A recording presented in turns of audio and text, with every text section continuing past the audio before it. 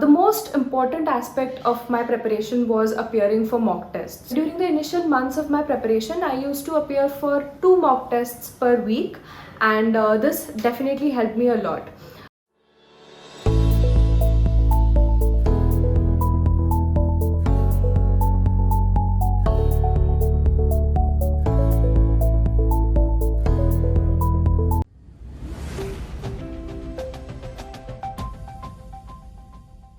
For the past year at Inside IIM, we have been conducting one-on-one career coaching sessions as counsel, short domain-specific courses as masterclasses, and university-affiliated certificate programs. Now, we are extremely excited to announce that we have a new home for all these highly rated programs in altuni.in. So, if you are looking to earn a high salary, get a promotion, switch jobs, click on the link in the description or just visit altuni.in. Thank you, enjoy the video, and don't forget to press the bell icon to never miss an update. Cheers. Hi everyone, I am Swaha Swayamsiddha and I am going to talk about my preparation strategy regarding CAT 2020. I secured a 10 CGPA in my 10th board and a 92.4 percentage in my 12th board, both conducted by CBSE. After that, I had joined NIT Rourkela, where I graduated from in 2020 with a degree in civil engineering. Post that, I worked for 7 months in a financial services firm. I secured a 99.92 percentile in CAT 2020. Prior to that, I had also attempted CAT 2019 and I had secured a 98.78 percentile. That experience of mine and the score also helped me demarcate the areas where I was lagging and also the areas where I was strong in. I could understand what I was doing right and wrong and accordingly work upon improving my score in the subsequent year. Coming to my preparation strategy for VARC, it was definitely one of my weaker sections. My VARC score would either break or make my CAT score and it used to fluctuate a lot. So I had to consciously change my strategy and my approach towards this section.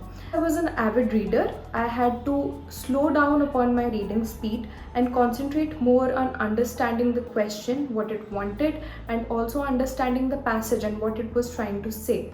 This helped improve my accuracy a lot. I also worked on some additional questions on critical reasoning, which definitely helped in the long run. The next section is DILR, and for DILR, practice is of utmost importance.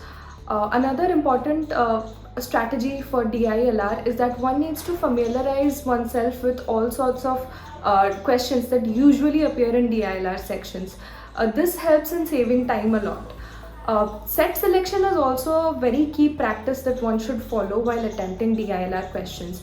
When I attempt a DILR section, I usually set aside 5 to 10 minutes to go through the entire paper and decide on the sets that I want to attempt first because they're easier, and set aside the tougher ones to come back to if time permits. Another important hack for data interpretation questions is that they rarely ask for an extremely accurate answer. Rather, they focus on getting an approximate or an estimate of the answer. So if one happens to practice on developing an estimate of an answer rather than an extremely accurate answer, because the numbers are very large and the calculations can be complicated, this helps to save a lot of time. The third and last section of CAT is quantitative ability or QA. I definitely felt like I had an edge in this section, but I focused on practice a lot, as no matter what, familiarizing oneself with all the different types of questions that is usually asked in this section helps a lot. Apart from that, I also maintained a journal or a booklet of sorts where I noted down all the important formulae that I came across during my practice and also tips to tackle some of the more difficult problems that I faced. I also made sure that I reviewed all the mistakes that I ever made while practicing for this section. This helped me remember the mistakes that I was making and also made sure that I did not repeat this in the future. Apart from all this, I also concentrated on following one book per section rather than going for different books, multiple books, and different materials that were available at that time from different sources. The most important aspect of my preparation was appearing for mock tests. During the initial months of my preparation, I used to appear for 2 mock tests per week, and this definitely helped me a lot. A strategy that I used to follow is that I used to review every mock test right after I gave it, as it would help me go through all the questions and help demarcate the sections in which I was weak. So this is the strategy that I followed during the initial months of my preparation, that is in August and in September. In mid-September, it was officially communicated to us that the CAT pattern for the year 2020 would be changed and would include a shorter time frame from the 3 hours that it earlier was to a 2-hour test. The sectional time limit was also changed and reduced from a 1 hour to a 40-minute pattern.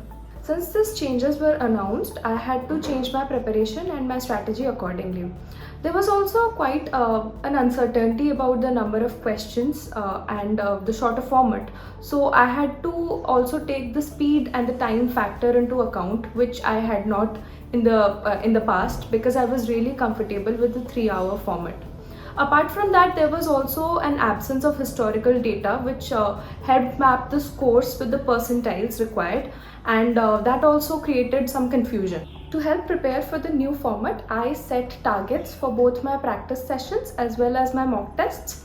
I yet again adjusted my reading speed for BARC, and to account for the disproportionate decrease in the number of questions as compared to the decrease in the number of time. Now with enough practice, I was very confident about solving DILR questions. I had followed the Arun Sharma books for the same and had made sure to go through all the chapters and all the questions in those books. For QA, again, I had followed the Arun Sharma books, for which I had definitely boosted my speed and accuracy in them. I attempted the tests more frequently and would see if my targets are well met according to the difficulty of the tests.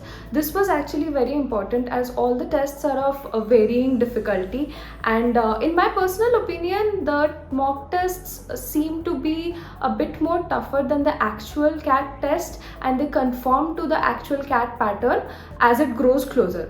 I also made sure to review the tests thoroughly, and I would see significant progress in every subsequent test. As a working individual who had to give a minimum of 11 hours at her work daily, I had to make sure that I stuck with my timetable and also took care of my personal well-being.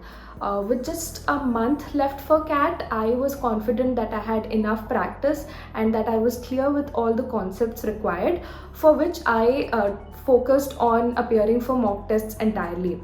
I would also review them thoroughly, and I would set aside 4 to 5 hours in a day for that only. I feel that my strategy definitely helped me achieve a 99.92 percentile in CAT 2020. It was in line with the life and lifestyle that I'm used to leading, and it did not interfere with my work or my hobbies in any manner. Following all of this, I will be joining the PGP program at IIM in July 2021. It has certainly been an exciting and enriching journey, and I wish everyone who is striving for the same all the very best.